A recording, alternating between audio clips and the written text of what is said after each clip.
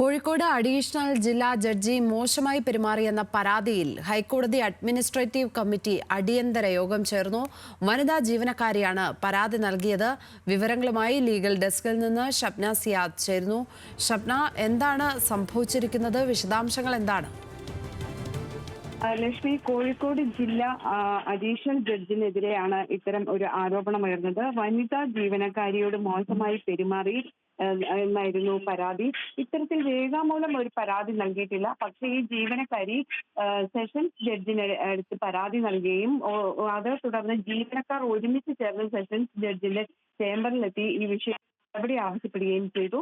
പിന്നീട് sessions judge ഈ additional ജഡ്ജിനെ വിളിച്ചു വരുത്തി ഈ വിഷയം സംസാരിക്കുകയും പരസ്യമായി അദ്ദേഹം മാപ്പ് പറയുകയും ചെയ്തു എന്നാണ് നമുക്ക് അറിയാൻ സാധിക്കുന്നത്. അതിനുശേഷം വടകരയിലേക്ക് ഈ ജില്ലാ അഡീഷണൽ ജഡ്ജിനെ സ്ഥലം മാറ്റുകയും ചെയ്തു. എന്നാൽ ഹൈക്കോടതിയുടെ അഡ്മിനിസ്ട്രേറ്റീവ് കമ്മിറ്റി ഈ വിഷയത്തിൽ ഇടപെട്ടിട്ടുണ്ട്. അഡ്മിനിസ്ട്രേറ്റീവ് കമ്മിറ്റി കഴിഞ്ഞ ദിവസം ഓൺലൈനായി യോഗം ചേർന്നിട്ടുണ്ട്. ഇന്നും വീണ്ടും സെഷൻസ് ജഡ്ജിനോട് ഇത് സംബന്ധിച്ച് റിപ്പോർട്ട് ആവശ്യപ്പെടുകയും വീണ്ടും യോഗം ചേരുകയും ചെയ്യും എന്ന വിവരമാണ് നമുക്ക് ലഭിക്കുന്നത്. ലീഗൽ ഡെസ്കിൽ നിന്ന് ഷബ്ന സിയാദ്.